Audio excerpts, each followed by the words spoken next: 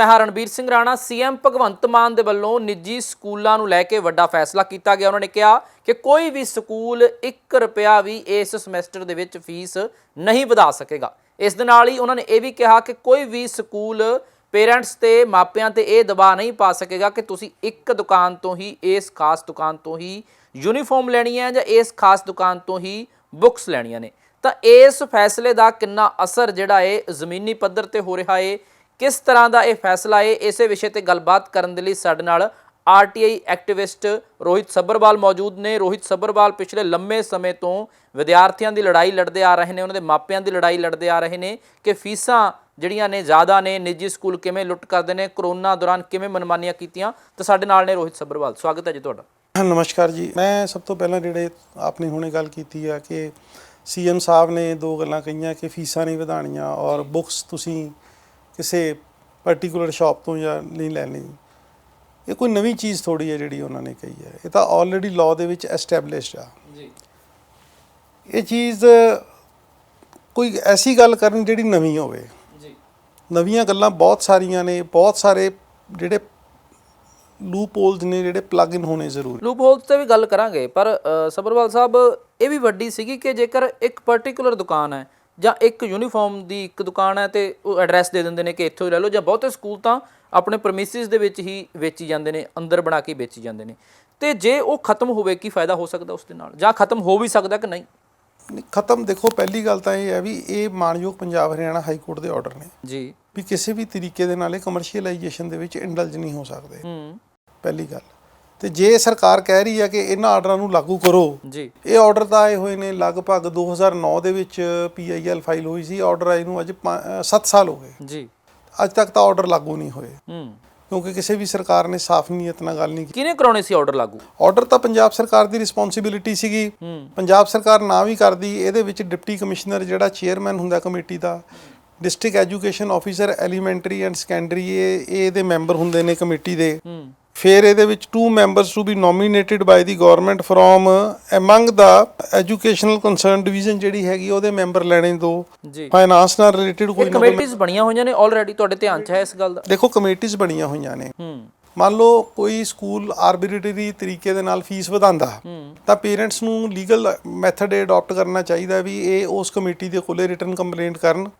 ਪਹਿਲੀ ਗੱਲ ਤਾਂ ਜਦੋਂ ਫੀਸ ਵਧਾਣਗੇ ਤਾਂ ਉਹਨਾਂ ਨੂੰ ਜਿਹੜੀ ਇਹ ਰੈਗੂਲਰਿਟੀ ਕਮੇਟੀ ਬਣਾਈ ਹੋਈ ਹੈ ਸਰਕਾਰ ਨੇ, ਮਤਲਬ ਇਹ ਵਾਇਆ ਡੈਜ਼ਿਗਨੇਸ਼ਨ ਬਣਾਈ ਹੋਈ ਆ, ਡੀਸੀ ਚਾਹੇ ਜਿਹੜਾ ਵੀ ਮਰਜ਼ੀ ਰਵੇ, ਬਾਈ ਚੇਅਰ ਹੀ ਇਜ਼ ਮੈਂਬਰ, ਤੇ ਉਹਦੇ ਵਿੱਚ ਪੇਰੈਂਟਸ ਨੂੰ ਚਾਹੀਦਾ ਵੀ ਜਾ ਕੇ ਰਿਟਨ ਕੰਪਲੇਂਟ ਫਾਈਲ ਕਰਨ ਵੀ ਇਹ ਸਕੂਲਾਂ ਨੇ फीस ਵਧਾਈ ਆ।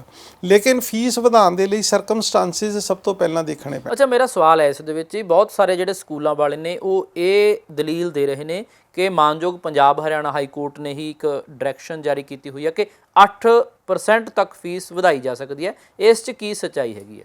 8% ਤੱਕ ਫੀਸ ਵਧਾਈ ਜਾ ਸਕਦੀ ਹੈ, ਲੇਕਿਨ ਸਬਜੈਕਟ ਟੂ ਪ੍ਰੋਫਿਟਾਈਜੇਸ਼ਨ ਦੇ ਵਿੱਚ ਇੰਡਲਜ ਨਹੀਂ ਹੋਣਾ। ਮੰਨ ਲਓ ਸਕੂਲ ਘਾਟੇ 'ਚ ਜਾ ਰਿਹਾ, ਉਹਦੇ ਖਰਚੇ ਪੂਰੇ ਨਹੀਂ ਹੋ ਰਹੇ, ਉਹ 8% ਫੀਸ ਵਧਾ ਲਵੇ। ਲੇਕਿਨ ਜਿਹੜੇ ਸਕੂਲ ਪਹਿਲਾਂ ਹੀ ਸਾਲ ਦਾ 2-2 4-4 ਕਰੋੜ 10-10 ਕਰੋੜ ਕਮਾ ਰਹੇ ਨੇ, ਉਹ ਫੀਸ ਕਿਉਂ ਵਧਾਉਣਗੇ? ਰਾਦਰ ਉਹਨਾਂ ਨੂੰ ਤਾਂ ਫੀਸਾਂ ਨਹੀਂ ਉਹ ਘਟਾਉਣੀਆਂ ਚਾਹੀਦੀਆਂ ਨੇ। ਬੀਤੇ ਦਿਨੀ ਮਤਲਬ ਕੁਝ ਮਹੀਨੇ ਪਹਿਲਾਂ ਹੀ ਮੈਂ ਰਾਈਟ ਟੂ ਇਨਫੋਰਮੇਸ਼ਨ ਦੇ ਵਿੱਚ 12 ਸਕੂਲਾਂ ਦੀ ਮੈਂ ਬੈਲੈਂਸ ਸ਼ੀਟਾਂ ਨਿਕਲਵਾਈਆਂ ਜੀ। ਉਹਨਾਂ 12 ਸਕੂਲਾਂ ਦੇ ਵਿੱਚ ਮੈਂ ਸਾਬਤ ਕਰ ਦਿੱਤਾ ਵੀ 100 ਕਰੋੜ ਰੁਪਏ ਤੋਂ ਜ਼ਿਆਦਾ ਦਾ ਪ੍ਰੋਫਿਟ 3 ਸਾਲਾਂ ਦੇ ਵਿੱਚ ਇਹਨਾਂ 12 ਸਕੂਲਾਂ ਨੇ ਲਿੱਤਾ। 3 ਸਾਲ ਦੇ ਵਿੱਚ 100 ਕਰੋੜ ਤੋਂ ਜ਼ਿਆਦਾ ਪ੍ਰੋਫਿਟ ਖਰਚੇ ਕੱਢ ਕੇ। ਹਾਂਜੀ ਹਾਂਜੀ, ਇਹ ਨੈਟ ਜਿਹੜਾ ਉਹਨਾਂ ਨੇ ਪ੍ਰੋਫਿਟ ਕੱਢਿਆ ਆ ਉਹਦੇ ਵਿੱਚ ਬੈਲੈਂਸ ਸ਼ੀਟ ਦੱਸ ਰਹੀ ਹੈ। ਬੈਲੈਂਸ ਸ਼ੀਟ ਦੱਸ ਔਨ ਰਿਕਾਰਡ ਹੈ ਗੱਲ ਇਹ। ਬੈਲੈਂਸ ਸ਼ੀਟ ਜਿਹੜੀ ਕਿ ਇਹਨਾਂ ਨੇ ਡਿਸਟ੍ਰਿਕਟ ਐਜੂਕੇਸ਼ਨ ਆਫੀਸਰ ਕੋਲੇ ਫਾਈਲ ਕੀਤੀ ਹੈ ਜਾਂ CBSE ਕੋਲੇ ਫਾਈਲ ਕੀਤੀ। ਉਹ ਸਕੂਲ ਤਾਂ ਫਿਰ ਬਿਲਕੁਲ ਨਹੀਂ ਫੀਸ ਵਧਾ ਸਕਦੇ ਹੈਗੇ? ਬਿਲਕੁਲ ਨਹੀਂ ਵਧਾ ਸਕਦੇ ਜੀ। ਜਿਵੇਂ ਸਤਪਾਲ ਮਿੱਤਲ ਹੈ, DAV ਹੈ, ਗ੍ਰੀਨਲੈਂਡ ਦੇ 5 ਸਕੂਲ ਨੇ, तो इस तरह के तकरीबन 10-12 स्कूल सीगे। अच्छा, एक थोड़ा जा तुसी होर क्लीयर कर दिओ कि एनुअल फीस नूं लैके कोई गाइडलाइनस कोई डायरैक्शनस ने कि एनुअल फीस हर साल लई जा सकती है? कई बार हुंदा की है कि लिखिया एनुअल फीस की जगह कोई होर हुंदा, कुछ होर फंड्स कह दिते जांदे ने कि असीं तां इह ले रहे हैं पर सालाना फीस लई जरूर जा रही है स्कूलों वालों। सर इस तरह हैगा कि मानयोग अदालत ਦੇ ਵਿੱਚ ਖੜੋ ਕੇ ਇਨ ਪ੍ਰਾਈਵੇਟ ਸਕੂਲਾਂ ਦੇ ਵਕੀਲ ਨੇ ਖੁਦ ਇਹ ਗੱਲ ਕਹੀ ਆ ਕਿ ਅਸੀਂ ਐਡਮਿਸ਼ਨ ਫੀਸ ਇੱਕੋ ਵਾਰੀ ਚਾਰਜ ਕਰਦੇ ਹਾਂ ਔਰ ਉਦੋਂ ਚਾਰਜ ਕਰਦੇ ਹਾਂ ਜਦੋਂ ਬੱਚਾ ਸਾਡੇ ਸਕੂਲ ਦੇ ਵਿੱਚ ਐਡਮਿਸ਼ਨ ਲੈਂਦਾ। ਅਸੀਂ ਹਰ ਸਾਲ ਉਹਨਾਂ ਕੋਲੋਂ ਐਡਮਿਸ਼ਨ ਫੀਸ ਚਾਰਜ ਨਹੀਂ ਕਰਦੇ ਜੀ। ਤਾਂ ਹੁਣ ਇਹਨਾਂ ਨੇ ਉਹ ਐਡਮਿਸ਼ਨ ਫੀਸ ਦਾ ਨਾਮ ਬਦਲ ਕੇ ਐਨੂਅਲ ਫੀਸ ਰੱਖ ਦਿੱਤਾ। ਮੈਂ ਇਹ ਜਾਣਨਾ ਚਾਹੁੰਦਾ what is the technical difference between the annual charges and the admission fees. Yes. ਕਿਉਂਕਿ ਕੋਈ ਵੀ ਤੁਸੀਂ ਸ਼ਬਦ ਲੈ ਲਓ, ਤੁਸੀਂ ਜਦੋਂ ਉਹਦੀ ਡਿਕਸ਼ਨਰੀ ਦੇ ਵਿੱਚ ਜਾਓਗੇ ਤਾਂ ਤੁਹਾਨੂੰ ਉਹਦੇ 50 ਅਲੱਗ-ਅਲੱਗ ਨਾਮ ਮਿਲ ਜਾਣਗੇ। ਮਤਲਬ ਐਡਮਿਸ਼ਨ ਫੀਸ ਕਹਿੰਦੇ ਨਹੀਂ ਲੈਂਦੇ ਪਰ ਐਨੂਅਲ ਫੀਸ ਅਸੀਂ ਮੰਨ ਲਓ ਹੁਣ ਅਸੀਂ ਕੋਰਟ ਚਲੇ ਗਏ, ਅਸੀਂ ਐਨੂਅਲ ਚਾਰजेस ਵੀ ਬੰਦ ਕਰਾਤੇ, ਜੀ। ਇਹ ਕੀ ਕਰਨਗੇ, ਉਹਦਾ ਹੀ ਕੋਈ ਹੋਰ ਸਿਨੋਨਿਮਸ ਚੱਕ ਲੈਣਗੇ। ਤਾਂ ਇਹ ਥੋੜੀ ਮਤਲਬ ਉਦੋਂ ਬਿਲਡਿੰਗ ਫੰਡ ਦੇ ਨਾਮ ਤੇ ਉਹਨੂੰ ਕਿਸੇ ਹੋਰ ਫੰਡ ਦੇ ਨਾਮ ਹਾਂ, ਮਤਲਬ ਉਹ ਬਿਲਡਿੰਗ ਫੰਡ ਦਾ ਇੱਕ ਅਲੱਗ ਹੈਡ ਹੁੰਦਾ। ਇਹ ਗੱਲ ਕਰ ਰਹੇ ਆਪਾਂ ਐਡਮਿਸ਼ਨ ਫੀਸ ਦੀ, ਜਿਹੜੀ ਕਿ ਇਹਨਾਂ ਨੇ ਆਪ ਹੀ ਮੰਨਿਆ ਵੀ ਅਸੀਂ ਹਰ ਸਾਲ ਚਾਰਜ ਨਹੀਂ ਕਰ ਸਕਦੇ। ਕੱਲ ਨੂੰ ਫਿਰ ਨਾਮ ਬਦਲ ਕੇ ਕੁਝ ਹੋਰ ਰੱਖ ਦੇਣਗੇ ਕਿ ਅਸੀਂ ਕੋਰਟ ਕੋਲੇ ਫਿਰ ਜਾਵਾਂਗੇ। ਜਦੋਂ ਇਹਨਾਂ ਦਾ ਮਤਲਬ ਇੱਕ ਹੈ, ਉਹਦੀ ਸਪਿਰਿਟ ਇੱਕ ਹੈ ਵੀ annual charges and the admission charges one and the same thing, ਇਹ ਹਰ ਸਾਲ ਚਾਰਜ ਨਹੀਂ ਕੀਤੇ ਕਰ ਸਕਦੇ ਜਿਹੜੀ ਹੈ। ਅੱਛਾ, ਇਹਦੇ ਵਿੱਚ ਹੁਣ ਜਿਹੜਾ ਕੱਲ ਫੈਸਲਾ ਹੋਇਆ ਭਗਵੰਤ ਮਾਨ ਜੀ ਵੱਲੋਂ ਹੋਇਆ ਇਹ ਫੈਸਲਾ ਲਾਗੂ ਕਿਵੇਂ ਹੋ ਸਕਦਾ ਹੈ? ਜਿਵੇਂ ਤੁਸੀਂ ਕਹਿ ਰਹੇ ਹੋ ਕਿ ਡਿਪਟੀ ਕਮਿਸ਼ਨਰ ਆਪਣੇ ਲੈਵਲ ਤੇ ਪਹਿਲਾਂ ਵੀ ਇਹ ਫੈਸਲਾ ਸੀ, ਲਾਗੂ ਨਹੀਂ ਹੋਇਆ ਸਰਕਾਰਾਂ ਨੇ, ਕਿਵੇਂ ਹੋਵੇ ਹੁਣ ਇਹ? ਦੇਖੋ, ਲਾਗੂ ਕਰਨ ਦੇ ਵਿੱਚ ਪੇਰੈਂਟਸ ਕੰਪਲੇਂਟ ਕਰਨਗੇ।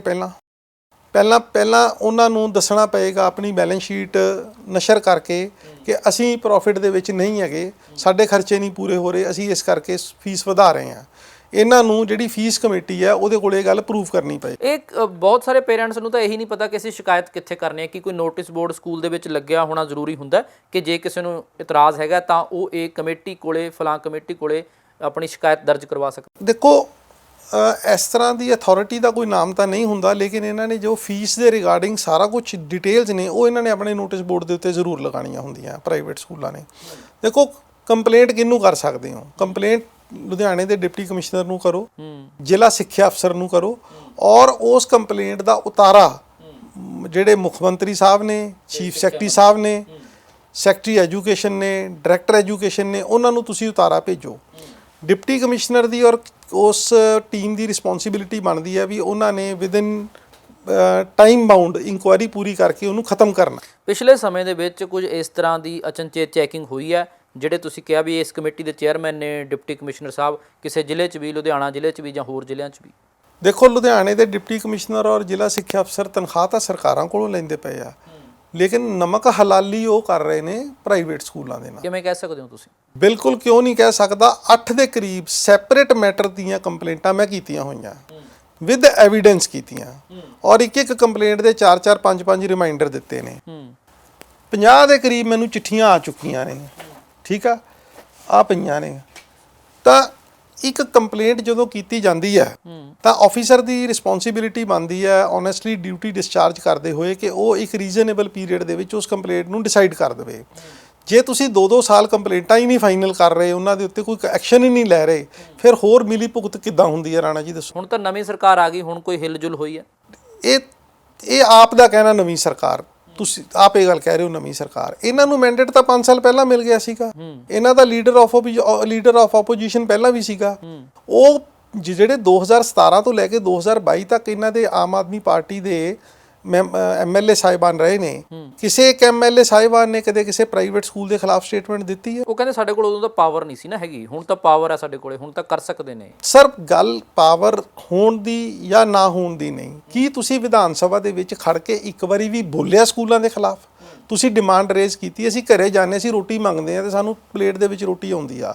ਤੁਸੀਂ ਕੀ ਉਦੋਂ ਦੀ ਮੌਜੂਦਾ ਸਰਕਾਰ ਦੇ ਕੋਲੇ ਆਪਣਾ ਵਿਰੋਧ ਦਰਜ ਕਰਵਾਇਆ ਪ੍ਰਾਈਵੇਟ ਸਕੂਲਾਂ ਦੇ ਖਿਲਾਫ? ਕੀ ਕਾਰਨ ਕੀ ਲੱਗਦਾ ਫਿਰ ਜੇ ਨਹੀਂ ਕਰਵਾਇਆ? ਇਹ ਸਭ ਇੱਕੋ ਥਾਲੀ ਦੇ ਚੱਟੇ ਬੱਟੇ ਨੇ। ਇਹ ਕਾਂਗਰਸ, BJP ਵਾਲੇ ਉਹ ਕਿਤੋਂ ਬਾਹਰੋਂ ਥੋੜੀ, ਇਹਨਾਂ ਪਾਰਟੀਆਂ ਚੋਂ ਤਾਂ ਇੰਪੋਰਟ ਕੀਤੇ ਨੇ ਇਹ ਬੰਦੇ। ਮੇਰੀ ਇੱਕ ਗੱਲ ਸੁਣੋ, ਪਰ ਉਹ ਕਹਿੰਦੇ ਹੁਣ ਇਮਾਨਦਾਰੀ ਨਾਲ ਕੰਮ ਕਰਨਾ ਹੈ, ਇਸ ਤਰ੍ਹਾਂ ਹੁਣ ਤੁਸੀਂ ਕਹਿ ਸਕਦੇ ਹੋ, ਕਿਉਂਕਿ ਹਾਲੇ ਥੋੜਾ ਸਮਾਂ ਵੀ ਲੱਗਦਾ ਕਿ ਸਰਕਾਰ ਨੂੰ ਦੇਣਾ ਤਾਂ ਚਾਹੀਦਾ। ਰਾਣਾ ਜੀ, ਸਮਾਂ ਪਿਛਲਾ 5 ਸਾਲ ਕੀ ਕੀਤਾ ਮੈਨੂੰ ਤੁਸੀਂ ਦੱਸੋ? ਵੀ ਚਲੋ ਇਹ ਕਾਂਗਰਸ ਸਰਕਾਰ ਤਾਂ ਬਿਲਕੁਲ ਹੀ ਨੇਰੀ ਬੰਨੀ ਹੋਈ ਸੀ, ਤਾਂ ਵਾਈ ਦੇ MLA ਜਿਹੜੇ ਉਦੋਂ ਦੇ ਸੀਗੇ ਉਹਨਾਂ ਨੇ ਕਿਉਂ ਨਹੀਂ ਪ੍ਰਾਈਵੇਟ ਸਕੂਲਾਂ ਦੇ ਖਿਲਾਫ ਬੋਲੇ? ਇੱਕ MLA ਇੱਕ DO ਲੈਟਰ ਲਿਖਦਾ ਮੁੱਖ ਮੰਤਰੀ ਨੂੰ ਕਿ ਜੀ ਆਹ ਸਕੂਲ ਦੇ ਵਿੱਚ ਇਦਾਂ ਕਰਕੇ ਆਹ ਸਕੂਲਾਂ ਵਾਲੇ ਇਦਾਂ ਕਰਦੇ ਪਏ ਆ, ਤੇ ਤੁਹਾਨੂੰ ਕੀ ਲੱਗਦਾ ਕਾਰਵਾਈ ਨਾ ਹੁੰਦੀ DO ਲੈਟਰ ਦੇ ਉੱਤੇ? ਉਹ ਉਸ DO ਲੈਟਰ ਦੇ ਆਧਾਰ ਦੇ ਉੱਤੇ ਵਿਧਾਨ ਸਭਾ ਦੇ ਵਿੱਚ ਜਾ ਕੇ ਆਪਣੀ ਸਪੀਚ ਦਿੰਦਾ ਵੀ ਪ੍ਰਾਈਵੇਟ ਸਕੂਲਾਂ ਵਾਲੇ ਆਹ ਕਰਦੇ ਪਏ ਨੇ। ਉਹ ਸਾਰੇ ਮਿੰਟਸ ਜਿਹੜੇ ਵਿਧਾਨ ਸਭਾ ਦੀ ਪ੍ਰੋਸੀਡਿੰਗਸ ਦੇ ਵਿੱਚ ਰਿਕਾਰਡ ਹੁੰਦੇ, ਸਰਕਾਰ ਨੂੰ ਮਜਬੂਰ ਹੋਣਾ ਪੈਂਦਾ ਜਵਾਬ ਦੇਣ ਦੇ ਲਈ। ਤੇ ਇਹ ਸਭ ਗੱਲਾਂ ਮੈਂ ਨਹੀਂ ਸਮਝਦਾ। ਇਹ ਅਗਰਵਾਲ ਸਾਹਿਬ ਚਲੋ ਪਾਸਟ ਹੋ ਗਿਆ ਉਹ, ਤੁਸੀਂ ਹੁਣ ਮੌਜੂਦਾ ਮੁੱਖ ਮੰਤਰੀ ਨੂੰ, ਮੌਜੂਦਾ ਸਿੱਖਿਆ ਮੰਤਰੀ ਨੂੰ ਹੁਣ ਕੋਈ ਚਿੱਠੀ ਲਿਖੀ ਜਿਸ ਤੇ ਕੋਈ ਕਾਰਵਾਈ ਨਾ ਹੋਈ ਹੋਵੇ, ਉਹ ਦੱਸੋ। ਮੈਂ 2 ਚਿੱਠੀਆਂ ਲਿਖੀਆਂ ਜੀ ਉਹਨਾਂ ਨੂੰ। ਪਹਿਲੀ ਗੱਲ ਤਾਂ ਜਿਹੜਾ 100 ਕਰੋੜ ਰੁਪਈਆ 12-13 ਸਕੂਲਾਂ ਨੇ ਪਿਛਲੇ 3 ਸਾਲਾਂ ਦੇ ਵਿੱਚ ਪ੍ਰੋਫਿਟ ਕਮਾਇਆ, ਤਾਂ ਮੈਂ ਉਹਨਾਂ ਨੂੰ ਰਿਕੁਐਸਟ ਇਹ ਕੀਤੀ ਹੈ, ਪਹਿਲਾਂ ਚਿੱਠੀ ਗਈ ਹੋਈ ਆ, ਮੈਂ ਦੁਬਾਰਾ ਰੀਪ੍ਰੈਜ਼ੈਂਟੇਸ਼ਨ ਦਿੱਤੀ ਹੈ ਵੀ ਤੁਸੀਂ ਇਹ 100 ਕਰੋੜ ਰੁਪਈਆ ਜਾਂ ਤਾਂ ਰਿਫੰਡ ਕਰੋ ਜਾਂ ਤੁਸੀਂ ਇਸ ਤਰ੍ਹਾਂ ਦਾ ਮੈਕੈਨਿਜ਼ਮ ਅਡਾਪਟ ਕਰੋ ਵੀ ਇਹ 3 ਸਾਲ ਜਾਂ 4 ਸਾਲ ਸਕੂਲ ਬੱਚਿਆਂ ਤੋਂ ਫੀਸਾਂ ਨਹੀਂ ਲੈਣਗੇ, ਕਿਉਂਕਿ they have already surplus fund, ਉਹਨਾਂ ਕੋਲੇ ਪੈਸਾ ਪਹਿਲਾਂ ਹੀ ਬਹੁਤ ਤਾਦਾਦ 'ਚ। ਮੈਂ ਤੁਹਾਨੂੰ ਇੱਕ ਐਗਜ਼ਾਮਪਲ ਦਿੰਦਾ, ਲੁਧਿਆਣੇ ਦਾ ਕਨਵੈਂਟ ਸਕੂਲ ਆ ਸਰਾਭਾ ਨਗਰ ਦਾ, ਉਹ ਸਕੂਲ ਨੇ ਤਕਰੀਬਨ 13 ਕਰੋੜ ਰੁਪਈਆ ਪ੍ਰੋਫਿਟ 3 ਸਾਲਾਂ ਦੇ ਵਿੱਚ ਦਿਖਾਇਆ, ਔਰ ਉਹ 13 ਕਰੋੜ ਰੁਪਈਆ ਮੈਨੇਜਮੈਂਟ ਅਕਾਊਂਟ ਦੇ ਵਿੱਚ ਟ੍ਰਾਂਸਫਰ ਕਰ ਲਿਆ, ਜਦ ਕਿ ਐਜ਼ ਪਰ ਲਾਅ ਉਹ ਮੈਨੇਜਮੈਂਟ ਅਕਾਊਂਟ ਦੇ ਵਿੱਚ ਟ੍ਰਾਂਸਫਰ ਕਰ ਹੀ ਨਹੀਂ ਸਕਦੇ ਪੈਸਾ। ਉਹ ਇਹ ਗੱਲ ਤਾਂ ਐਸਟੈਬਲਿਸ਼ ਕੀਤੀ ਹੋਈ ਆ। ਜਦੋਂ ਮੈਂ ਇਸ ਮੈਟਰ ਦੀ ਕੰਪਲੇਂਟ ਕੀਤੀ ਡਿਸਟ੍ਰਿਕਟ ਐਜੂਕੇਸ਼ਨ ਆਫੀਸਰ ਨੂੰ, ਹਾਇਰ ਅਥਾਰਟੀਜ਼ ਤੋਂ ਕੰਪਲੇਂਟ ਮਾਰਕ ਹੋ ਕੇ ਆਈਆਂ, ਤਾਂ ਇਨਕੁਆਇਰੀ ਆਫੀਸਰ ਜਿਹੜਾ ਸੀਗਾ ਡਿਸਟ੍ਰਿਕਟ ਐਜੂਕੇਸ਼ਨ ਆਫੀਸਰ ਬੰਨਿਓ, ਕੋਈ ਗੋਬਿੰਦਗੜ੍ਹ ਪਿੰਡ ਦਾ ਕੋਈ ਪ੍ਰਿੰਸੀਪਲ ਸੀਗਾ ਕਿਸੇ ਸਰਕਾਰੀ ਸਕੂਲ ਦਾ, ਉਹ ਕਹਿੰਦਾ ਜੀ ਮੈਨੂੰ ਇਹਨਾਂ ਨੇ ਬੈਲੈਂਸ ਸ਼ੀਟਾਂ ਨਹੀਂ ਦਿਖਾਈਆਂ। ਮਤਲਬ ਕਿੱਡਾ ਘਟੀਆ ਐਕਸਕਿਊਜ਼ ਇਹ ਦੇ ਰਹੇ ਆ। ਬੈਲੈਂਸ ਸ਼ੀਟਾਂ ਮੈਂ ਲਿਆ ਕੇ ਤੁਹਾਨੂੰ CBSE ਤੋਂ ਤਾਂ ਤੁਹਾਨੂੰ ਸਬਮਿਟ ਕਰ ਦਿੱਤੀਆਂ, ਜੇ ਉਹ ਤੁਹਾਨੂੰ ਕਾਗਜ਼ ਨਹੀਂ ਦੇ ਰਹੇ, ਤੁਸੀਂ ਸਰਕਾਰ ਦੇ ਆਫੀਸਰ ਹੋ, ਤੁਸੀਂ ਉਹਨਾਂ ਦੇ ਖਿਲਾਫ ਰਿਕਮੈਂਡ ਕਰ ਦਿਓ। ਅੱਛਾ ਸਬਰਵਾਲ ਸਾਹਿਬ, ਇਹ ਵੀ ਜਾਣਨਾ ਚਾਹਾਂਗੇ, ਸਾਡੇ ਦਰਸ਼ਕ ਵੀ ਇਹ ਜਾਣਨਾ ਚਾਹਣਗੇ, ਕਿਉਂਕਿ ਜਿੰਨਾ ਕੁ ਸਾਨੂੰ ਪਤਾ ਹੈ ਕਿ ਇਹ ਜਿਹੜੀਆਂ ਸੰਸਥਾਵਾਂ ਹੁੰਦੀਆਂ ਨੇ, ਇਹ ਕੋਈ ਪ੍ਰੋਫਿਟ ਲੈਣ ਦੇ ਲਈ ਸੰਸਥਾਵਾਂ ਜਾਂ ਸਿੱਖਿਆ ਨੂੰ ਨਹੀਂ ਵਰਤਿਆ ਜਾ ਸਕਦਾ ਹੈਗਾ। ਸਿੱਖਿਆ ਦਾ ਵਪਾਰੀਕਰਨ ਕਹਿੰਦੇ ਕਿ ਸੰਵਿਧਾਨ ਦੇ ਵਿੱਚ ਵੀ ਹੈ, ਕਾਨੂੰਨ ਦੇ ਵਿੱਚ ਵੀ ਹੈ ਕਿ ਨਹੀਂ ਕੀਤਾ ਜਾ ਸਕਦਾ। ਬਹੁਤ ਸਾਰੇ ਜਿਹੜੇ ਸਕੂਲ ਨੇ ਉਹ ਟਰਸਟ ਮੁਤਾਬਕ ਚੱਲਦੇ ਨੇ, ਟਰਸਟ ਬਣਾ ਕੇ ਚੱਲਦੇ ਨੇ। ਸਕੂਲ ਟਰਸਟ ਮੁਤਾਬਕ ਹੀ ਚੱਲ ਸਕਦਾ ਹੈ, ਇਹ ਨਹੀਂ ਹੈਗਾ ਵੀ ਮੈਂ ਸਵੇਰੇ ਉੱਠੂੰਗਾ ਮੈਂ ਪ੍ਰਾਈਵੇਟ ਸਕੂਲ ਖੋਲ ਦੂੰਗਾ।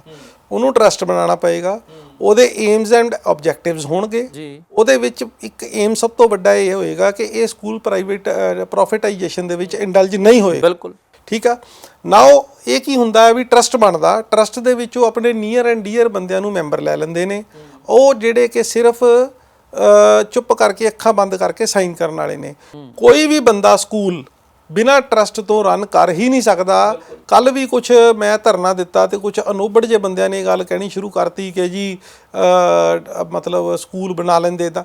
ਅਰੇ ਭਾਈ, ਬਿਨਾਂ ਟਰਸਟ ਤੋਂ ਸਕੂਲ ਨਹੀਂ ਬਣ ਸਕਦਾ, ਟਰਸਟ ਬਣਾਉਣਾ ਪਏਗਾ। ਟਰਸਟ ਦੇ ਏਮਸ ਐਂਡ ਆਬਜੈਕਟਿਵਸ ਹੈਗੇ ਨੇ, ਜਿੱਥੇ ਉਹ ਰਜਿਸਟ੍ਰੇਸ਼ਨ ਕਰਵਾਉਂਦੇ ਨੇ, ਮੰਨ ਲਓ ਉਹ ਜ਼ਿਲ੍ਹਾ ਆਪਣੇ ਕਰਵਾਉਂਦੇ ਨੇ, ਚੰਡੀਗੜ੍ਹ ਕਰਵਾਉਂਦੇ ਨੇ ਰਜਿਸਟ੍ਰੇਸ਼ਨ, ਲੁਧਿਆਣੇ ਕਰਵਾਉਂਦੇ ਨੇ, ਤੁਸੀਂ RTI ਪਾ ਕੇ ਉਹਨਾਂ ਦੇ ਏਮਸ ਐਂਡ ਆਬਜੈਕਟਿਵਸ, ਉਹਨਾਂ ਦੀ ਜਿਹੜੀ ਸੰਸਥਾ ਦਾ ਨਾਮ, ਤੁਸੀਂ ਕੀ ਕਹਿੰਦੇ ਹੋ ਕਿ ਇਹ ਤੋਂ ਪ੍ਰੋਫਿਟ ਨਹੀਂ ਲਿਆ ਜਾ ਸਕਦਾ ਹੈਗਾ ਸਕੂਲ? ਸਰ ਮੈਂ ਕੀ ਕਹਿੰਦਾ, ਤਾਂ ਮਾਨਯੋਗ ਸੁਪਰੀਮ ਕੋਰਟ ਆਫ ਇੰਡੀਆ ਕਹਿ ਰਹੀ ਹੈ, ਮੈਂ ਤਾਂ ਬਹੁਤ ਇੱਕ ਛੋਟਾ ਜਿਹਾ ਇਨਸਾਨ ਹੈ, ਮਾਨਯੋਗ ਸੁਪਰੀਮ ਕੋਰਟ ਆਫ ਇੰਡੀਆ ਕਹਿ ਰਹੀ ਹੈ, ਲੋਕ ਸਭਾ ਨੇ ਬਿੱਲ ਪਾਸ ਕੀਤਾ ਉਹ ਕਹਿ ਰਹੀ ਹੈ, ਵਿਧਾਨ ਸਭਾ ਕਹਿ ਰਹੀ ਹੈ। ਇੱਕ PIL ਮੈਂ ਫਾਈਲ ਕੀਤੀ ਫੀਸ ਐਕਟ ਦੀ 20545 2009 ਦੇ ਵਿੱਚ, ਮਾਨਯੋਗ ਪੰਜਾਬ ਹਰਿਆਣਾ ਹਾਈ ਕੋਰਟ ਦੀ ਨੇ ਇਹ ਗੱਲ ਕਹੀ ਕਿ ਇਹ ਨਹੀਂ ਪ੍ਰੋਫਿਟਾਈਜੇਸ਼ਨ ਦੇ ਵਿੱਚ ਇੰਡਲਜ ਹੋ ਸਕਦੇ। ਇਹ ਕੋਈ ਪ੍ਰੋਵੀਜ਼ਨ ਹੈ ਕਿ ਹੁਣ ਜਿਵੇਂ ਤੁਸੀਂ ਮੰਗ ਕਰ ਰਹੇ ਹੋ ਕਿ ਜਿਹੜੇ ਇੰਨੀ ਪ੍ਰੋਫਿਟ ਹੋ ਗਿਆ ਉਹ ਅਗਲੇ 3 ਸਾਲ ਫੀਸਾਂ ਨਾ ਲੈਣ ਜਾਂ ਵਾਪਸ ਹੋ ਜਾਵੇ ਜਾਂ ਰੀਇੰਬਰਸ, ਕੋਈ ਇਸ ਤਰ੍ਹਾਂ ਦੀ ਵੀ ਪ੍ਰੋਵੀਜ਼ਨ ਹੈ? ਫਿਰ ਪ੍ਰੋਵੀਜ਼ਨ ਸਰਕਾਰ ਕੋਲੇ ਤਾਂ ਹਰ ਤਰ੍ਹਾਂ ਦੀ ਤਾਕਤ ਹੈਗੀ ਆ। ਮੈਨੂੰ ਇੱਕ ਗੱਲ ਦੱਸੋ, ਜਦੋਂ ਪ੍ਰੋਫਿਟਾਈਜੇਸ਼ਨ ਦੇ ਵਿੱਚ ਇੰਡਲਜ ਹੋਣਾ ਹੀ ਨਹੀਂ, ਇੱਕ ਆਪਾਂ ਸਵੈ ਘੋਸ਼ਣਾ ਪੱਤਰ ਦਿੰਦੇ ਆ ਜੀ, ਜਦੋਂ ਇਹਨਾਂ ਨੇ ਆਪਣੀ NOC ਲੈਣੀ ਹੁੰਦੀ ਹੈ, ਸਵੈ ਘੋਸ਼ਣਾ ਪੱਤਰ ਦਿੰਦੇ ਆ। ਸਵੈ ਘੋਸ਼ਣਾ ਪੱਤਰ ਦੇ ਵਿੱਚ ਇਹ ਲਿਖਿਆ ਹੁੰਦਾ ਵੀ ਅਸੀਂ ਸਾਡੀ ਸੰਸਥਾ ਬਿਨਾਂ ਕਿਸੇ ਪ੍ਰੋਫਿਟ ਲਾਸ ਤੋਂ ਸਕੂਲ ਚਲਾਏਗੀ, ਠੀਕ ਆ। ਔਰ ਮੈਂ ਉਸੇ ਫਾਈਲ ਨੂੰ ਥੋੜਾ ਜਿਹਾ ਫਰੋਲਦਾ, ਅੱਗੇ ਬੈਲੈਂਸ ਸ਼ੀਟ ਆ ਜਾਂਦੀ ਆ। ਬੈਲੈਂਸ ਸ਼ੀਟ ਦੇ ਵਿੱਚ ਆਂਦਾ ਜੀ ਆ ਗ੍ਰੀਨਲੈਂਡ ਸਕੂਲ ਦੇ 5 ਸਕੂਲਾਂ ਕੋਲੇ 22 ਕਰੋੜ ਰੁਪਈਆ ਕੈਸ਼ ਇਨ ਹੈਂਡ ਆ, ਠੀਕ ਆ। ਤੇ ਵਿਚ ਮੀਨਸ ਉਹਨੇ ਜਿਹੜਾ ਦਿੱਤਾ ਸਵੈ ਘੋਸ਼ਣਾ ਪੱਤਰ ਗਲਤ ਦਿੱਤਾ, ਇਹ ਸਰਕਾਰ ਨੂੰ ਦੋਨੇ ਜਿਹੜੀਆਂ ਡਬਲ ਕੰਟਰਾਡਿਕਟ ਹੋ ਗਈਆਂ। ਕੀ ਸਰਕਾਰ ਨੂੰ ਨਹੀਂ ਸੀ ਚਾਹੀਦਾ ਉਹਨਾਂ ਦੇ ਉੱਤੇ FIR ਲਾਂਚ ਕਰਵਾਉਂਦੀ ਵੀ ਤੁਸੀਂ ਸਵੈ ਘੋਸ਼ਣਾ ਪੱਤਰ ਆਪ ਗਲਤ ਦੇ ਕੇ ਦੇਖੋ, ਮੈਂ ਦਿੰਨਾ 1 ਮਿੰਟ ਤੋਂ ਪਹਿਲਾਂ ਪਰਚਾ ਦਰਜ ਹੋ। ਅੱਛਾ, ਇੱਕ ਪਿੱਛੇ ਜੇ RTE ਹੋਇਆ ਕਾਨੂੰਨ ਕੇ ਲਾਗੂ ਕਰਾਂਗੇ, ਵੀਕਰ ਸੈਕਸ਼ਨ ਦੇ ਲਈ ਹੋਏਗਾ ਸਿਸਟਮ, ਉਹ ਕਿੰਨਾ ਕੁ ਇਹਨਾਂ ਸਕੂਲਾਂ ਦੇ ਵਿੱਚ ਖਾਸ ਕਰ ਲਾਗੂ? ਰਾਈਟ ਟੂ ਐਜੂਕੇਸ਼ਨ ਦੇ ਉੱਤੇ ਮੈਂ ਤੁਹਾਨੂੰ 2 ਮਿੰਟ ਡਿਟੇਲ 'ਚ ਸਮਝਾਉਣਾ ਚਾਹੁੰਦਾ। ਰਾਈਟ ਟੂ ਐਜੂਕੇਸ਼ਨ ਸਨ 2009 ਚ ਆਇਆ ਜੀ, ਪੰਜਾਬ ਸਰਕਾਰ ਨੇ ਰੂਲ ਬਣਾਏ। ਉਹਦੇ ਵਿੱਚ ਇੱਕ ਇਹ ਗੱਲ ਕਲੀਅਰ ਹੈਗੀ ਹੈ ਕਿ ਕੋਈ ਵੀ ਬੱਚਾ ਪਹਿਲੀ ਤੋਂ ਲੈ ਕੇ 5ਵੀਂ ਕਲਾਸ ਤੱਕ 1 ਕਿਲੋਮੀਟਰ ਤੋਂ ਜ਼ਿਆਦਾ ਟਰੈਵਲ ਨਹੀਂ ਕਰੇਗਾ। 5ਵੀਂ ਤੋਂ ਲੈ ਕੇ 8ਵੀਂ ਕਲਾਸ ਤੱਕ ਉਹਨੂੰ 3 ਕਿਲੋਮੀਟਰ ਤੋਂ ਜ਼ਿਆਦਾ ਟਰੈਵਲ ਨਹੀਂ ਕਰੇਗਾ, ਉਹਨੂੰ ਸਕੂਲ ਪੈਣਾ ਚਾਹੀਦਾ ਉਸ 1 ਤੋਂ ਲੈ ਕੇ ਇਹਦੇ ਵਾਸਤੇ। ਜਿਹੜੇ ਟੋਟਲ ਸਟਰੈਂਥ ਹੈ ਸਕੂਲ ਦੀ, ਮੰਨ ਲਓ ਨਵੀਆਂ ਐਡਮਿਸ਼ਨਾਂ ਲੈਣੀਆਂ 100% ਸਟਰੈਂਥ ਦੇ ਵਿੱਚੋਂ ਇਹਨਾਂ ਨੇ 75% ਦਾ ਪਹਿਲਾਂ ਡਰਾ ਕੱਢ ਲੈਣਾ।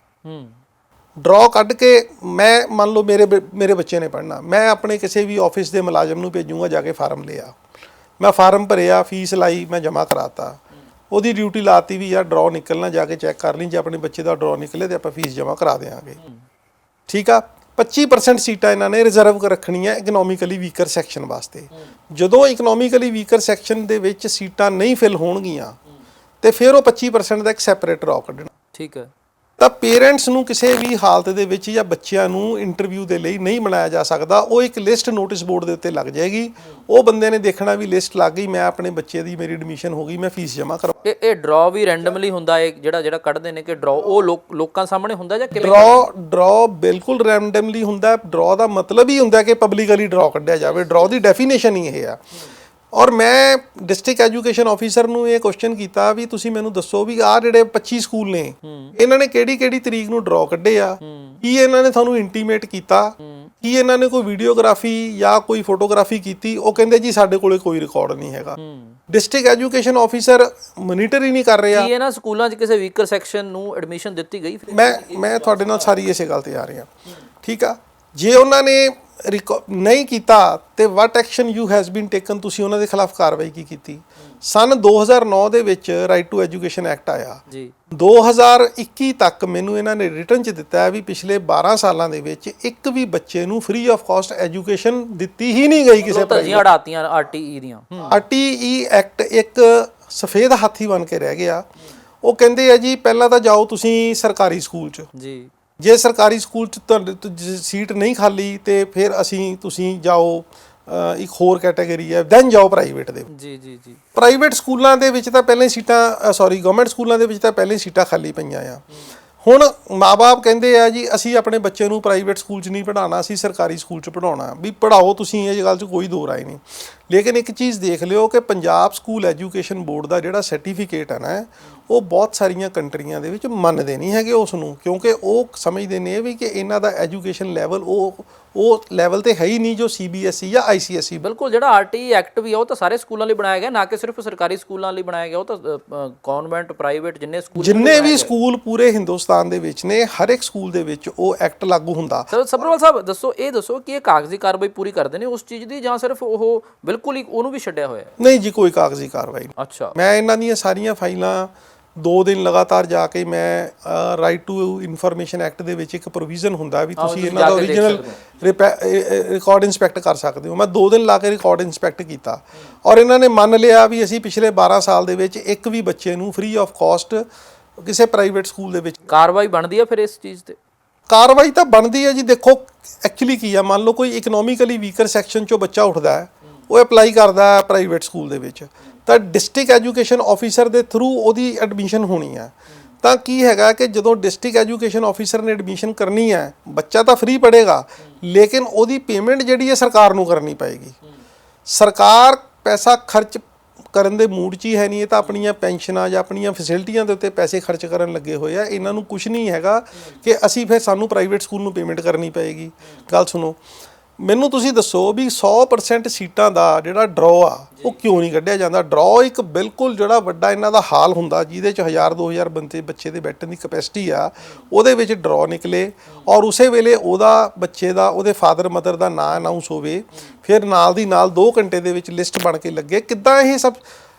ਜਿੰਨੇ ਸਕੂਲ ਨੇ ਤੁਹਾਡੇ ਵੱਡੇ ਸਕੂਲ ਗਿਣ ਲਓ, ਕੋਈ 5 ਲੱਖ ਰੁਪਏ ਦੀ ਸੀਟ ਵੇਚ ਰਿਹਾ, ਕੋਈ 10 ਲੱਖ ਦੀ ਸੀਟ ਵੇਚ ਰਿਹਾ, ਕੋਈ MLA ਮੈਂਬਰ ਪਾਰਲੀਮੈਂਟ ਕਹਿੰਦਾ ਮੈਂ ਤੁਹਾਡੇ ਬੱਚੇ ਦੀ ਐਡਮਿਸ਼ਨ ਕਰਾ ਦਿੰਦਾ। ਕੋਈ ਮਤਲਬ ਇਹ ਸਾਰੀ ਨਾ ਇੱਕ ਬੜਾ ਵੱਡਾ ਗੋਰਖ ਧੰਦਾ ਜਾਂ ਜਿਹਨੂੰ ਕਹਿੰਦੇ ਇੱਕ ਬੜਾ ਵੱਡਾ ਨੈਕਸਸ ਚੱਲ ਰਿਹਾ।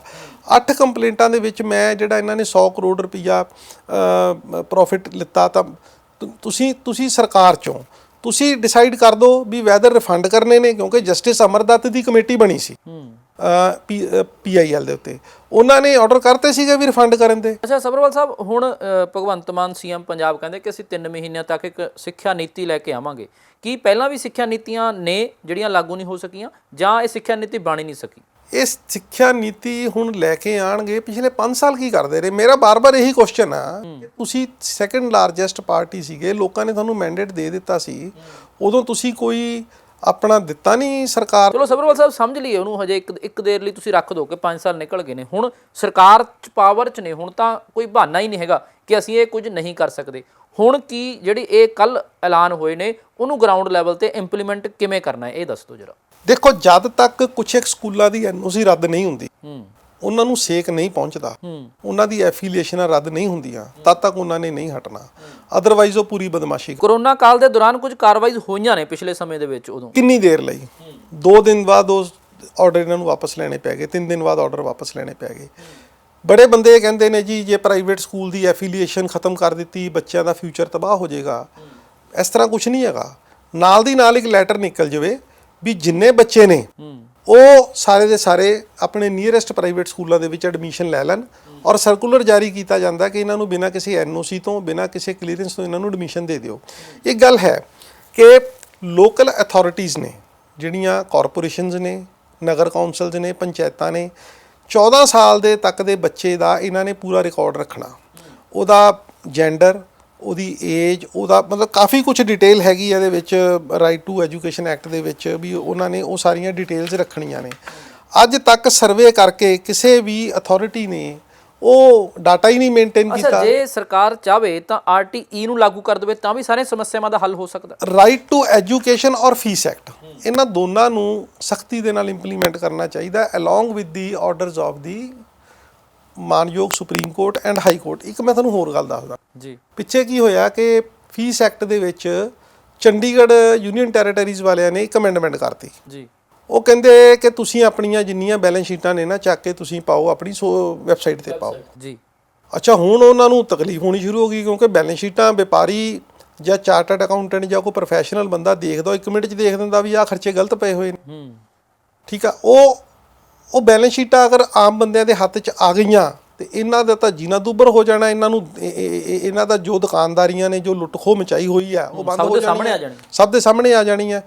ਇਹ ਚਲੇ ਗਏ ਕੋਰਟ ਦੇ ਵਿੱਚ ਜੀ। ਠੀਕ ਆ, ਹੁਣ ਮੰਨ ਲਓ ਅਸੀਂ ਲੋਕ PIL ਫਾਈਲ ਕਰਨ ਜਾਂਦੇ ਆ, ਸਾਨੂੰ ਕੋਰਟ ਕਹਿੰਦੀ ਆਪਣੀਆਂ ਤੁਸੀਂ ਪਿਛਲੇ 3 ਸਾਲ ਦੀਆਂ ਰਿਟਰਨਾਂ ਲਿਆਓ, ਆਪਣੇ ਕ੍ਰੈਡੈਂਸ਼ੀਅਲਸ ਲਿਆਓ, ਅਸੀਂ ਦੇ ਦਿੰਦੇ ਆ। ਅਸੀਂ ਕਦੇ ਠੱਗੀ ਠੋਰੀ ਕੀਤੀ ਨਹੀਂ, ਤੁਸੀਂ ਲੈ ਲਓ। ਤੇ ਜੇ ਤੁਸੀਂ ਮੰਨਦੇ ਹੋ ਤੁਸੀਂ ਕੋਈ ਠੱਗੀ ਠੋਰੀ ਕਰ ਹੀ ਨਹੀਂ ਰਹੇ, ਤੁਸੀਂ ਪਾ ਦਿਓ ਵੈਬਸਾਈਟ, ਤੁਸੀਂ ਵੈਬਸਾਈਟ ਦੇ ਉੱਤੇ ਪਾ ਦਿਓ। ਤੁਸੀਂ ਕੋਰਟ ਦੇ ਵਿੱਚ ਭੱਜਦੇ ਪਏ ਹੋ ਕਿ ਨਹੀਂ ਜੀ ਨਹੀਂ, ਅਸੀਂ ਆਪਣੀਆਂ ਬੈਲੈਂਸ ਸ਼ੀਟਾਂ ਵੈਬਸਾਈਟ ਤੇ ਨਹੀਂ ਪਾਣੀਆਂ। ਔਰ ਨਤੀਜਾ ਕੀ ਨਿਕਲਦਾ ਹੈ?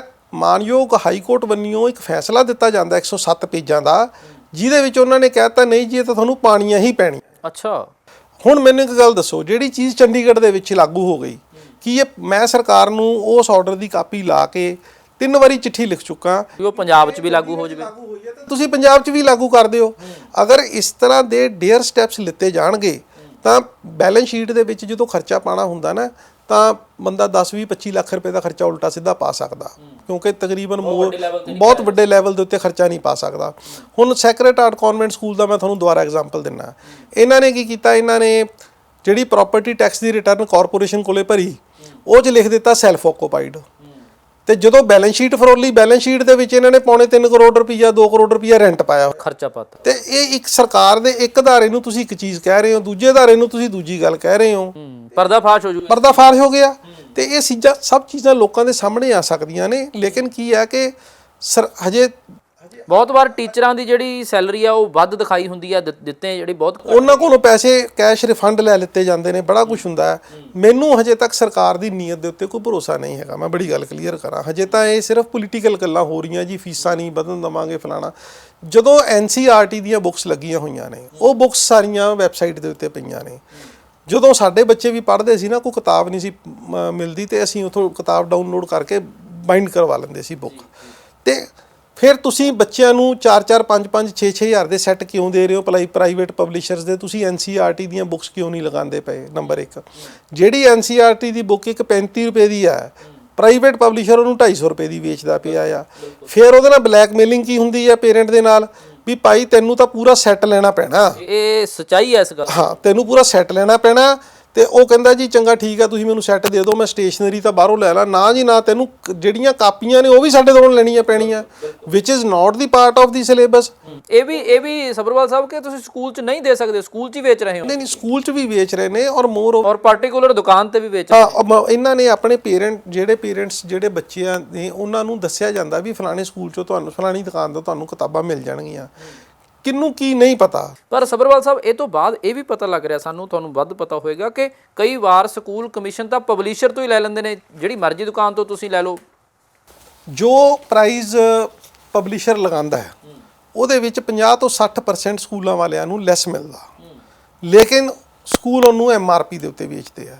ਚਾਹੇ ਉਹ ਆਪਣੇ ਸਕੂਲ ਦੀ ਪ੍ਰੀਮਿਸਿਸ ਦੇ ਵਿੱਚ ਹੀ ਕੋਈ ਕਮਰਾ ਖਾਲੀ ਕਰ ਦੇਣ, ਜਾਂ ਉਹ ਕਿਸੇ ਪਾਰਟੀਕੂਲਰ ਸ਼ਾਪ ਨੂੰ ਹੀ ਕਹਿ ਦੇਣ ਵੀ ਭਾਈ ਜਿੰਨੀਆਂ ਤੇਰੀਆਂ ਵਿਕਣਗੀਆਂ ਉਹਦੇ ਵਿੱਚ ਸਾਡਾ 40% ਹਿੱਸਾ ਆ ਜਾਂ 50% ਹਿੱਸਾ ਆ। ਮੈਂ ਜੋ ਗੱਲ ਕਰ ਰਿਹਾ ਮੈਂ ਔਨ ਰਿਕਾਰਡ ਕਰ ਰਿਹਾ, ਠੀਕ ਆ। ਮੈਂ ਮਾਨਯੋਗ ਪੰਜਾਬ ਹਰਿਆਣਾ ਹਾਈ ਕੋਰਟ ਦੇ ਆਰਡਰ ਜਿਹੜੇ independent school association versus state of Punjab ਹੋਏ ਨੇ, ਜਿਹਦੇ ਵਿੱਚ ਉਹਨਾਂ ਨੇ ਕਿਹਾ ਵੀ ਐਡਮਿਸ਼ਨ ਫੀਸ ਅਸੀਂ ਇੱਕੋ ਵਾਰੀ ਲੈਣੇ, ਠੀਕ ਆ। ਉਹ ਪੇਰੈਂਟਸ ਲੈ ਕੇ ਜਾਂਦੇ ਨੇ, ਉਹ ਮੰਨਦੇ ਨਹੀਂ ਪਏ ਸਕੂਲਾਂ ਵਾਲੇ। ਇਹਦਾ ਮਤਲਬ ਤਾਂ ਫਿਰ ਲੌਲੈਸ ਸਟੇਟ ਹੋ ਗਈ ਨਾ, ਉਹ ਕਾਨੂੰਨ ਮੰਨਣ ਨੂੰ ਤਿਆਰ ਹੀ ਨਹੀਂ ਹੈਗੇ। ਮਾਈਂਡ ਅਪ ਕਰੀਏ ਇਸ ਗੱਲ ਨੂੰ, ਤਾਂ ਹੁਣ ਭਗਵੰਤ ਮਾਨ ਹੋ ਰਹੀ ਆਮ ਆਦਮੀ ਪਾਰਟੀ ਦੀ ਸਰਕਾਰ ਕਿਹੜੇ ਸਟੈਪਸ ਲੈ ਲਵੇ ਇਹ ਚੀਜ਼ਾਂ ਜਿਹੜੀਆਂ ਨੇ, ਜਿਹੜੀਆਂ ਤੁਸੀਂ ਦੱਸ ਰਹੇ ਹੋ ਕਿ ਨੈਕਸਸ ਹੈ ਖਤਮ ਹੋ ਜਾਵੇ, ਇਹ ਕਰੋੜਾਂ ਰੁਪਏ ਲੋਕਾਂ ਦੀਆਂ ਜਿਹੜੀਆਂ ਜੇਬਾਂ ਚੋਂ ਕਢਵਾਏ ਜਾ ਰਹੇ ਨੇ ਆਪਣੇ ਪ੍ਰੋਫਿਟ ਦੇ ਲਈ ਸਕੂਲਾਂ ਵਾਲਿਆਂ ਵੱਲੋਂ, ਉਹ ਰੁਕ ਜਾਵੇ? 3 ਚੀਜ਼ਾਂ ਇੰਪਲੀਮੈਂਟ ਕਰਾ ਦੇ ਜੀ। ਇੱਕ ਤਾਂ ਐਡਮਿਸ਼ਨ ਫੀਸ ਦਾ, ਐਡਮਿਸ਼ਨਾਂ ਦਾ ਪ੍ਰੋਸੈਸ ਹੈ ਉਹਨੂੰ ਫੇਅਰ ਕਰ ਦੇਵੇ, ਵੀ ਕਿਸੇ ਪੇਰੈਂਟਸ ਨੂੰ ਐਸ ਪਰ ਐਕਟ ਸਕੂਲ ਨਹੀਂ ਮਿਲਾਇਆ ਜਾਊਗਾ, ਕਿਸੇ ਬੱਚੇ ਨੂੰ ਸਕੂਲ ਨਹੀਂ ਮਿਲਾਇਆ ਜਾਊਗਾ। ਔਨ ਮੈਰਿਟਸ ਐਡਮਿਸ਼ਨ ਹੋਊਗੀ ਡਰਾ ਦੇ ਤਹਿਤ, ਪਹਿਲਾ। ਦੂਜਾ, ਇਹਨਾਂ ਦੀਆਂ ਬੈਲੈਂਸ ਸ਼ੀਟਾਂ ਸਾਰੀਆਂ ਦੀਆਂ ਸਾਰੀਆਂ ਇਹਨਾਂ ਦੇ ਵੈਬਸਾਈਟ ਦੇ ਉੱਤੇ ਪਾਉਣ ਤਾਂ ਕਿ ਲੋਕਾਂ ਨੂੰ ਪਤਾ ਲੱਗੇ ਵੀ ਇਹ ਕਿੰਨੀ ਪ੍ਰੋਫਿਟਾਈਜੇਸ਼ਨ ਦੇ ਵਿੱਚ ਇੰਡਲਜ ਨੇ। ਚਲੋ, ਬਹੁਤ ਧੰਨਵਾਦ ਰੋਹਿਤ ਸੱਭਰਵਾਲ ਜੀ ਗੱਲਬਾਤ ਕਰਨ ਦੇ ਲਈ। ਤਾਂ ਰੋਹਿਤ ਸੱਭਰਵਾਲ ਹੋ ਰਹੀ RTI ਐਕਟਿਵਿਸਟ ਨੇ, ਲਗਾਤਾਰ ਇਹ ਜਿਹੜੇ ਪ੍ਰਾਈਵੇਟ ਸਕੂਲਾਂ ਦੀ ਲੁੱਟ ਦੇ ਖਿਲਾਫ ਲੜਾਈ ਲੜ ਰਹੇ ਨੇ, ਤੇ ਹੁਣ ਇੱਕ ਆਸ ਜ਼ਰੂਰ ਬੱਝੀ ਹੈ, ਜੇ ਭਗਵੰਤ ਮਾਨ ਹੋਰਾਂ ਨੇ ਇਹ ਐਲਾਨ ਕੀਤਾ CM ਪੰਜਾਬ ਨੇ, ਤਾਂ ਜ਼ਰੂਰ ਉਹ ਗਰਾਊਂਡ ਲੈਵਲ ਤੇ ਇੰਪਲੀਮੈਂਟ ਹੋਵੇ, ਤੇ ਜਿਹੜੇ ਸਰਕਾਰੀ ਅਫਸਰ ਖਾਸ ਕਰ ਡਿਪਟੀ ਕਮਿਸ਼ਨਰ ਜਿਨ੍ਹਾਂ ਦੀ ਇਹ ਜ਼ਿੰਮੇਵਾਰੀ ਬਣਦੀ ਹੈ, DEO ਦੀ ਜ਼ਿੰਮੇਵਾਰੀ ਬਣਦੀ ਹੈ, ਉਹ ਆਪਣੀ ਓਨੈਸਟੀ ਦੇ ਨਾਲ ਆਪਣੀ ਜ਼ਿੰਮੇਵਾਰੀ ਨੂੰ ਕਬੂਲਣ ਤੇ ਇਸ ਗੋਰਖ ਧੰਦੇ ਨੂੰ, ਇਸ ਨੈਕਸਸ ਨੂੰ ਤੋੜਨ ਦਾ ਯਤਨ ਕਰਨ। ਦੇਖਣਾ ਹੋਏਗਾ ਜਿਹੜੀਆਂ ਇਹ ਗਰਾਊਂਡ ਲੈਵਲ ਤੇ ਇੰਪਲੀਮੈਂਟੇਸ਼ਨਸ ਨੇ ਕਿੰਨੀਆਂ ਕੁ ਲਾਗੂ ਹੁੰਦੀਆਂ ਨੇ। ਫਿਲਹਾਲ ਤੁਸੀਂ ਵੀ ਜ਼ਰੂਰ ਸੋਚੋ। ਇਸ ਪੇਸ਼ਕਸ਼ 'ਚ ਨਾ ਹੀ ਸਾਨੂੰ ਦਿਓ ਇਜਾਜ਼ਤ। ਧੰਨਵਾਦ।